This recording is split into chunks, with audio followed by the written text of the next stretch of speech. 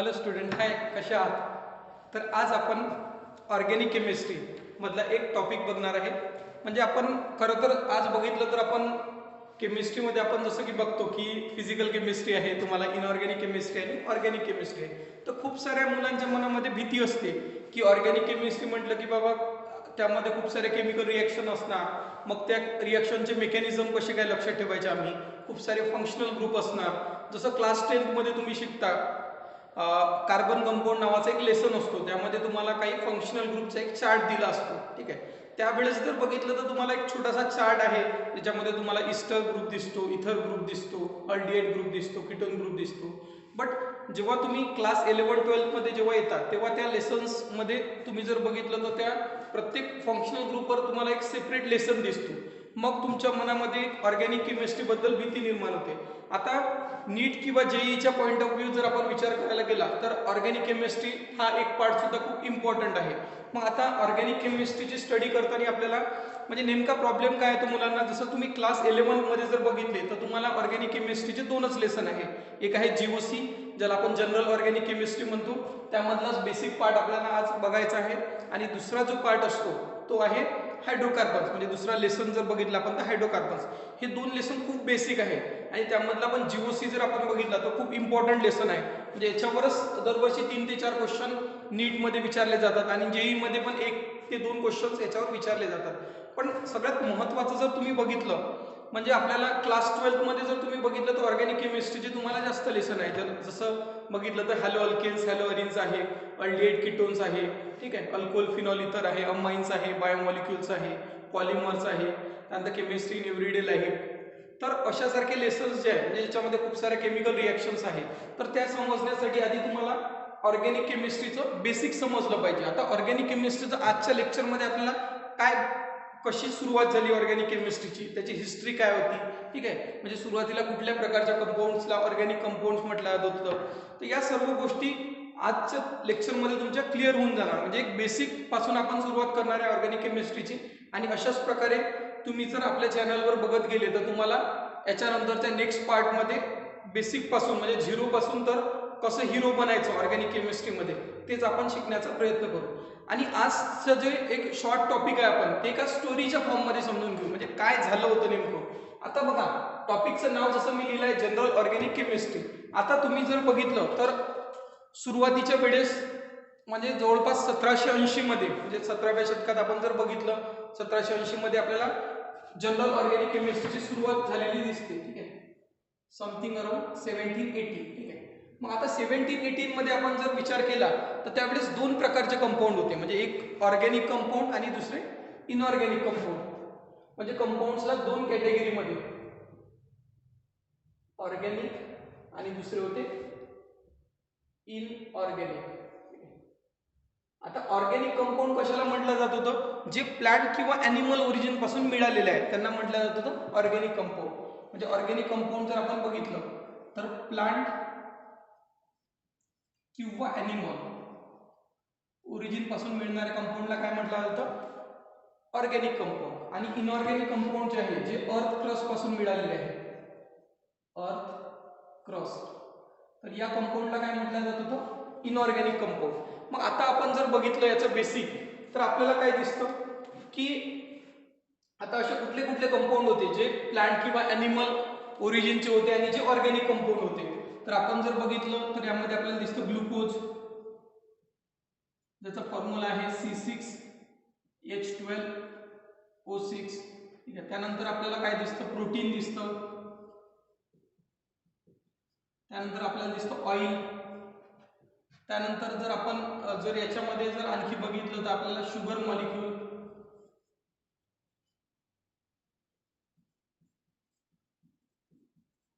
त्यानंतर जर आपण बघितलं तर डीएनए आहे आपल्या बॉडीमध्ये प्रेझेंट, आरएनए प्रेझेंट आहे, विटॅमिन्स आहे. तर या सर्व कंपाऊंडला काय म्हटलं जात होतं, ऑर्गॅनिक कंपाऊंड, म्हणजे जे प्लांट किंवा ॲनिमल ओरिजिन पासून मिळालेले आहे. आणि इनऑर्गॅनिक कंपाऊंड जर आपण बघितलं तर इनऑर्गॅनिक कंपाऊंड कशाला म्हटलं जात होतं, समजा आता NaCl आहे,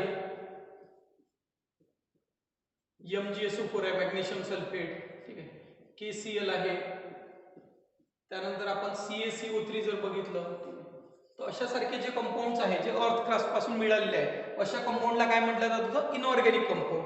ठीक आहे. तर मग याच वेळेस जवळपास याच वेळेस एक बर्झिलस नावाचे सायंटिस्ट होते.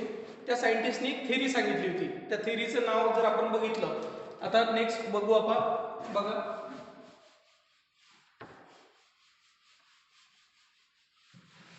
ठीक आहे. तर बर्झिलस नावाचे सायंटिस्ट होते.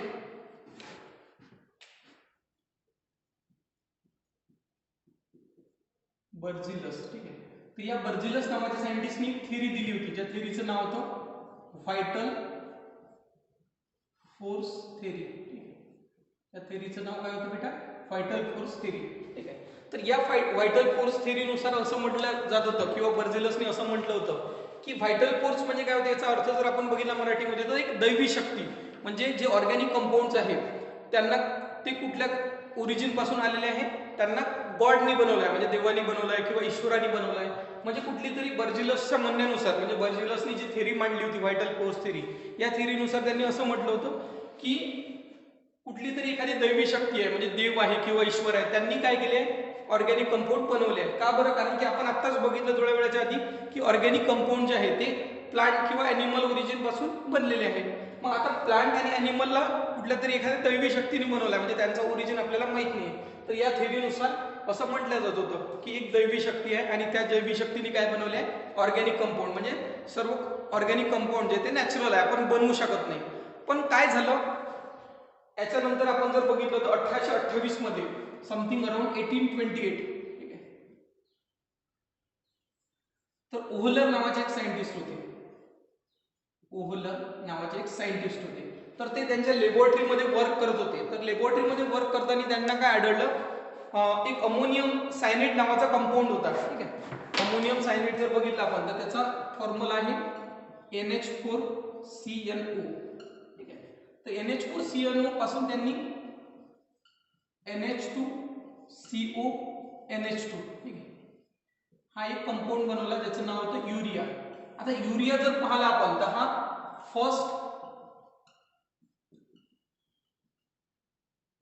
आर्टिफिशियल ऑर्गॅनिक कंपाऊंड, म्हणजे पहिला आर्टिफिशियल ऑर्गॅनिक कंपाऊंड होता. आणि हा कशापासून बनला होता, एका इनऑर्गॅनिक कंपाऊंड पासून बनला होता. Inorganic compound. हा जर तुम्ही फॉर्म्युला बघितला NH4CnO, तर हा काय अमोनियम सायनेट आहे. आणि एका इनऑर्गॅनिक कंपाऊंड पासून त्यांनी लॅबोरेटरीमध्ये काय बनवलं, ऑर्गॅनिक कंपाऊंड बघितलं. मग आता काही वर्षाच्या आधी जसं बर्झिलसने म्हटलं होतं की जे आपले कंपाऊंड्स आहेत, म्हणजे ऑर्गॅनिक कंपाऊंड्स आहेत, त्यांना कोणी बनवलं आहे, एका दैवी शक्तीने बनवलं आहे, म्हणजे एका गॉड किंवा ईश्वराने बनवलं आहे. पण जसं ओहलरने एक कंपाऊंड बनवला पहिला, फर्स्ट आर्टिफिशियल ऑर्गॅनिक कंपाऊंड, कधी कधी तुम्हाला विचारलं जाते, ठीक आहे, एंट्रन्स एक्झाम मध्ये, की पहिला आर्टिफिशियल ऑर्गॅनिक कंपाऊंड कुठला आहे, तर युरिया आहे. आणि तो कोणी बनवला, ओहलर नावाच्या सायंटिस्टनी बनवला आहे. तर मग आता ही व्हायटल फोर्स थेरी जर बघितलं आपण तर ही काय झाली, पूर्णपणे इथे फेल झाली. का बरं फेल झाली? कारण की या थेरीने म्हटलं होतं की आपण मॅनमेड जे आहे, म्हणजे आपण स्वतः ऑर्गॅनिक कंपाऊंड बनवू शकत नाही, ती कुठल्या तरी दैवी शक्तीने बनवली आहे. पण ओहलरनं तर स्वतःच बनवून दाखवला, म्हणजे ओहलरच काय झालं आता इथं, ओहलर ही भगवान बन गया अभी, ऐसा बोल सकते आपण. ठीक आहे. म्हणजे ओहलरनी स्वतः बनवून टाकवलं जे काम बर्झिलसने म्हटलं होतं की एक मनुष्य बनवू शकत नाही, म्हणजे ते देवाने बनवले आहे किंवा एखाद्या दैवी शक्तीने बनवले आहे. मग याच्यानंतर पण असे खूप सारे सायंटिस्ट आले, जसं आपल्याला कोल्बे अंकल दिसतात एक. ठीक आहे. कोल्बे अंकलनी काय केलं होतं बघा. कोल्बे अंकल जर आपण बघितलं, कोल्बे त्यांनी 1845 मध्ये, म्हणजे 1845 मध्ये काय केलं होतं, एक ऍसिडिक ऍसिड CH3COOH हा ऑर्गॅनिक कंपाऊंड बनवला.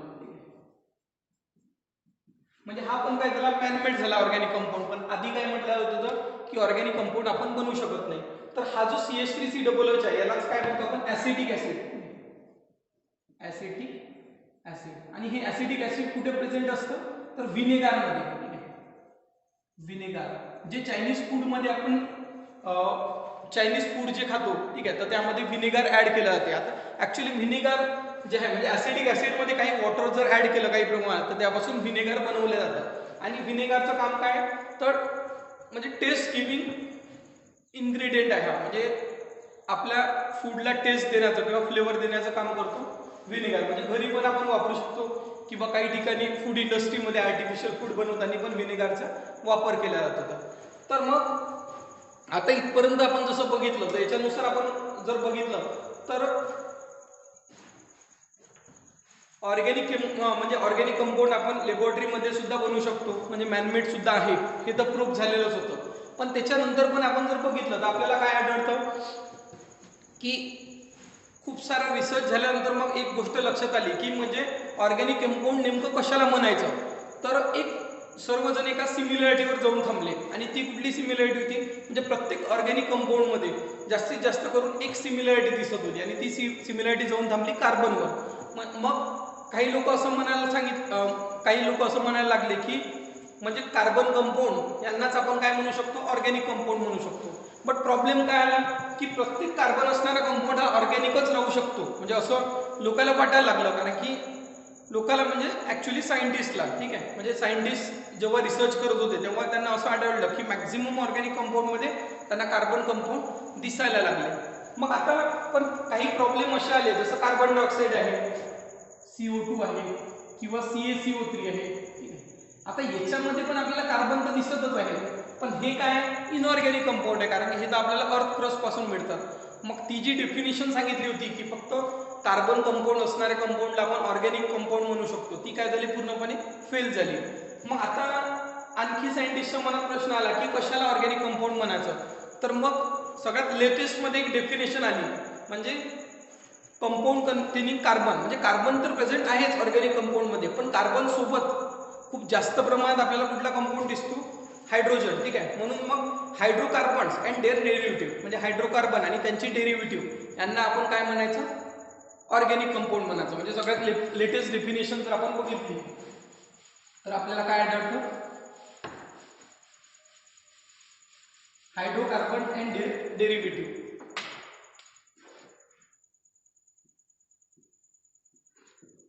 Hydrocarbons and their derivative. आता तुमच्या मनात प्रश्न आला असेल की हा डेरिव्हेटिव्ह वर्ड का बरं आला. हायड्रोकार्बन तर ठीक आहे, हायड्रोकार्बन म्हणजे जे कार्बन आणि हायड्रोजन पासून बनले आहे त्यांना आपण काय म्हणतो हायड्रोकार्बन. पण हा डेरिव्हेटिव्ह वर्ड काय. जसं आता बघा पहिला हायड्रोकार्बन जर आपण बघितला कार्बन आणि हायड्रोजन पासून बनणारा CH4 आहे, ठीक आहे, ज्याचं नाव असते मिथेन. आणि हा आता कसा काय बनलाय हे आपण लगेचच थोड्याच वेळात बघणार आहे, ठीक आहे. तेव्हा मी तुम्हाला डिटेलमध्ये सांगतो CH4च पहिला कंपाऊंड का बरं बनलाय. मग आता याच्यामध्ये तुम्हाला कार्बन आणि हायड्रोजन दिसते म्हणून याला आपण काय म्हणतो हायड्रोकार्बन. पण आता हायड्रोकार्बन तर आहेच, पण याची डेरिव्हेटिव्ह म्हणजे आता इथे या कार्बनला 4 हायड्रोजन अटॅच आहे. सपोज मी जर एखादा हायड्रोजन काढून इथे जर अल्कोहोल ग्रुप लावला CH3OH, तर मग काय याला आपण ऑर्गॅनिक कंपाऊंड म्हणायचं नाही. म्हणायचं ऑब्व्हियसली, कारण की त्यांची डेरिव्हेटिव्ह म्हणजे त्यामधला एखादा कंपाऊंड काढून आपण जर दुसरा एखादा फंक्शनल ग्रुप लावत असू तर तो पण काय झाला आपला ऑर्गॅनिक कंपाऊंडच झाला. जसं आता हा OH ग्रुप लागला यालाच आपण काय म्हणतो अल्कोहोल ग्रुप म्हणतो, ठीक आहे. एखादा इथर ग्रुप लागला, एखादा अल्डिहाइड ग्रुप लागला आहे, ठीक आहे. तर असे ग्रुप लागल्यानंतर पण त्यांना आपण काय म्हणू शकतो ऑब्व्हियसली ऑर्गॅनिक कंपाऊंडच झाले ते, ठीक आहे. म्हणून हायड्रोकार्बन अँड देअर डेरिव्हेटिव्ह यालाच काय म्हणतो आपण ऑर्गॅनिक कंपाऊंड, ठीक आहे. म्हणजे ऑर्गॅनिक केमिस्ट्रीमध्ये पर्टिक्युलरली आपण जर बघितलं तर आपल्यासाठी खूप इम्पॉर्टंट एलिमेंट जी आहे ती कुठली आहे कार्बन आहे, ठीक आहे. हे तर आपल्याला लक्षात आलं. मग आता आपण जर बघितलं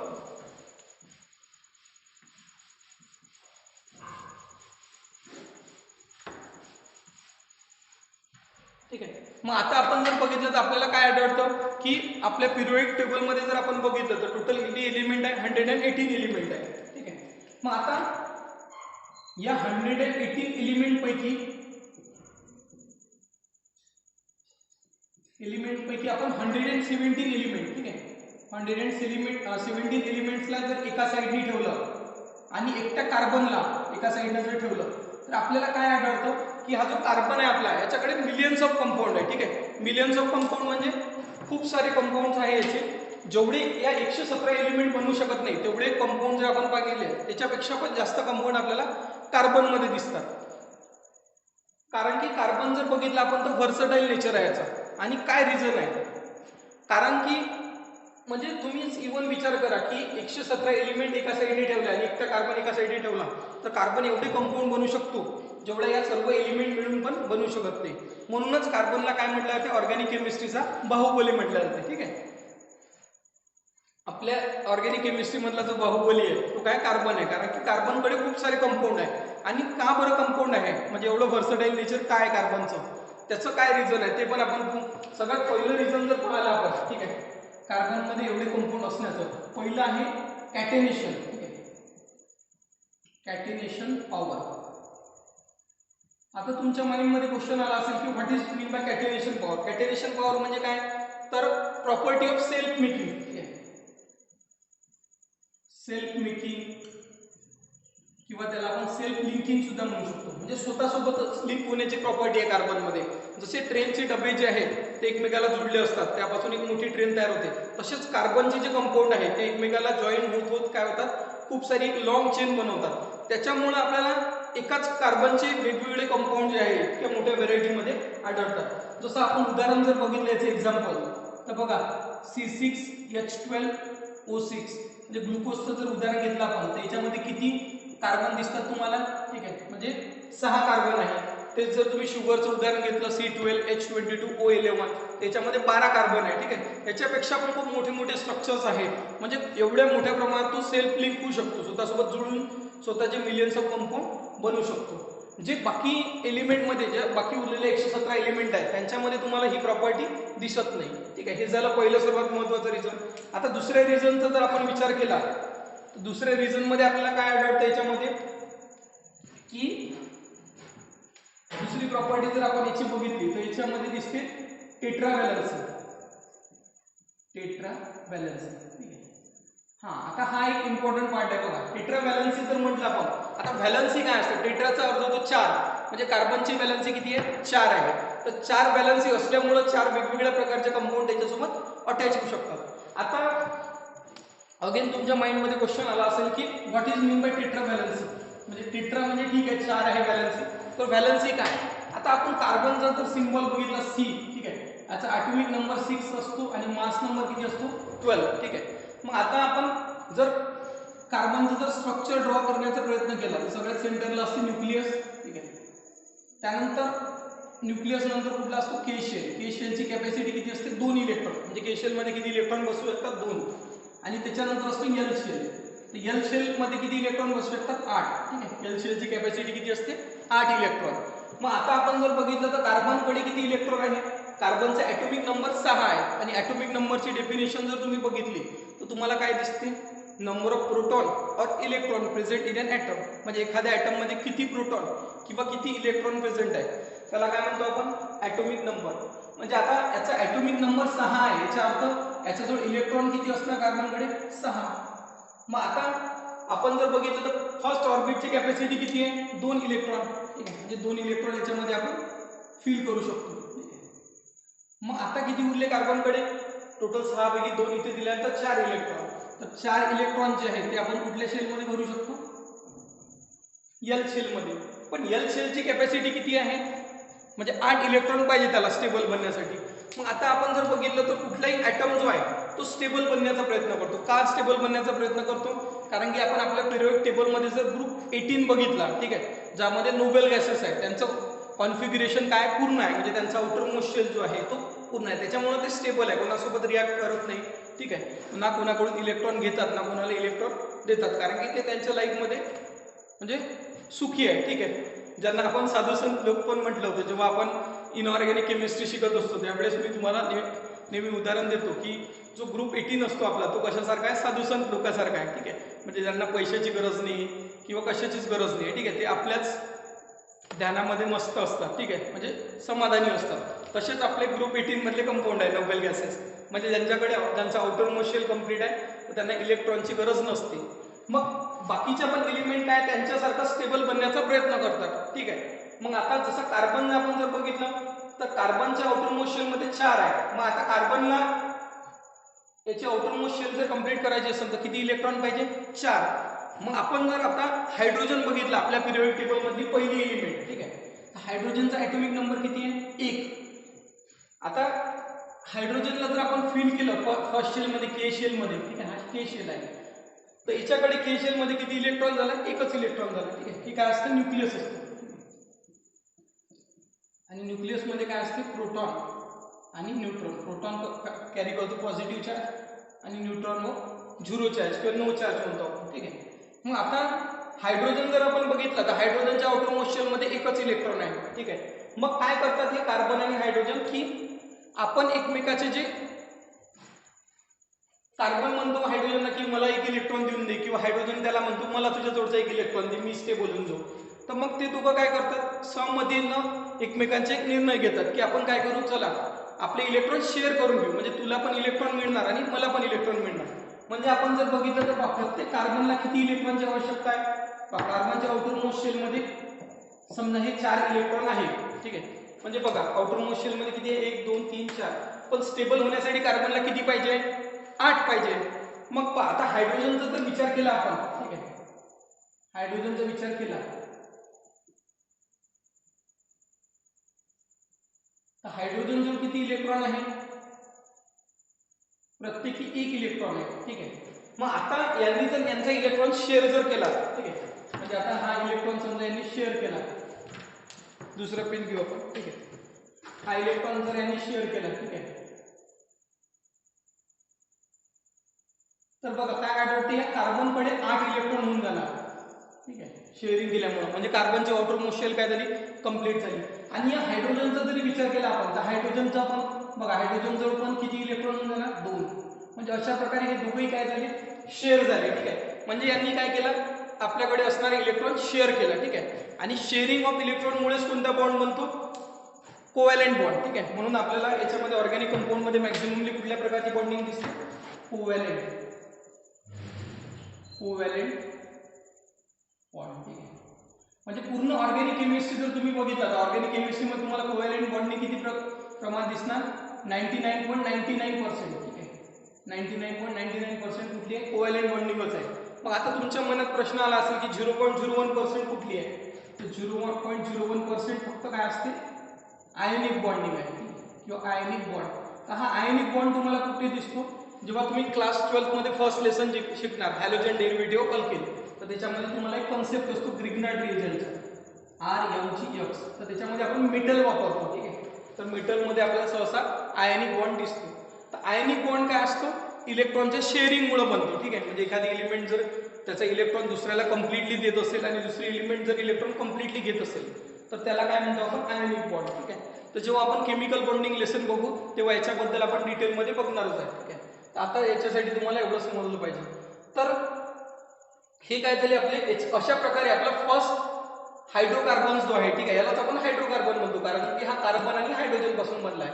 तर बघा पहिला हायड्रोकार्बन जो बनला आहे त्याचं नाव काय, CH4, ठीक आहे. आणि याला कुठल्या नावाने ओळखतो आपण, मिथेन, CH4 मिथेन. तर अशा प्रकारे जे आहे ते आपल्या ऑर्गॅनिक केमिस्ट्रीची सुरुवात होते. मग आता हायड्रोकार्बन जर आपण बघितले, ठीक आहे, तर हायड्रोकार्बनचे पण तुम्हाला काय दिसणार, 3 प्रकारचे हायड्रोकार्बन दिसतात, ठीक आहे. आता 3 प्रकारचे हायड्रोकार्बन जर तुम्ही बघितले तर पहिला हायड्रोकार्बन कुठला आहे, अल्केन आहे, ठीक आहे. बघा हायड्रोकार्बन जर आपण बघितले, हायड्रोकार्बन, हायड्रोकार्बन मध्ये एक हायड्रोकार्बन असतो अल्केन, दुसरा असतो अल्किल आणि तिसरा असतो अल्काईल. आता तुम्हाला आणखी वाटत असेल की हे अल्केन अल्किल अल्काईल काय आहे नेमकं, ठीक आहे. तर कार्बन आणि हायड्रोजनचे फॉर्म आहे, ठीक आहे. जेव्हा कार्बन कार्बन मध्ये सिंगल बॉन्ड असतो तेव्हा कुठला कंपाऊंड बनतो, अल्केन. जेव्हा कार्बन कार्बन मध्ये डबल बॉन्ड असतो तेव्हा कुठला कंपाऊंड बनतो, अल्किल. आणि जेव्हा कार्बन कार्बन मध्ये ट्रिपल बॉन्ड असतो तेव्हा कुठला कंपाऊंड बनतो, अल्काईल बनतो, ठीक आहे. म्हणजे बॉन्डिंगवर डिपेंड करतात. आणि मग जेवढी जशा प्रकारे तुम्ही बॉन्डिंग जोडणार तशा प्रकारेच त्याच्यासोबत काय होत जाणार, हायड्रोजन अटॅच होत जाणार, ठीक आहे. आता याचा जनरल फॉर्म्युला जर आपण बघितला अल्केनचा तर हा काय असतो, CnH2n+2, ठीक आहे. अल्किनचा जर बघितला आपण जनरल फॉर्म्युला तर काय असतो, CnH2n. आणि अल्काईनचा जर बघितला आपण तर CnH2n-2. तर हा जनरल फॉर्म्युला आपल्याला काय सांगतो, या जनरल फॉर्म्युल्यामध्ये जर तुम्ही व्हॅल्यू जर पुट केल्या, म्हणजे आता हा n जर बघितला तर हे नंबर ऑफ ॲटम्स आहे, ठीक आहे. म्हणजे तुम्ही यांच्या ठिकाणी 1 2 3 4 ठीक आहे अशा प्रकारचे कंपाऊंड जे आहेत म्हणजे यांच्या व्हॅल्यू पुट करून हे कंपाऊंड फाइंड आउट करू शकता. समजा तुम्ही n इक्वल टू 1 पुट केलं तर तुम्हाला काय दिसणार C1 यांच्या ठिकाणी 1 ठीक आहे. H2 इंटू यांच्या ठिकाणी काय ठेवलं तुम्ही 1 प्लस 2 म्हणजे पहा C1 म्हणजे C झाला H2 इंटू 1 किती झाला 2 2 प्लस 2 4 म्हणजे CH4 म्हणजे तुम्हाला कुठला कंपाऊंड भेटला पहिला अल्केन मिळाला तुम्हाला त्याचं नाव आहे मिथेन ठीक आहे. त्याच्यानंतर जर तुम्ही 2 पुट केलं यांच्या ठिकाणी तर तुम्हाला दुसरा कंपाऊंड C2H6 मिळणार त्याला आपण इथेन म्हणतो. नंतर प्रोपेन ब्युटेन ठीक आहे.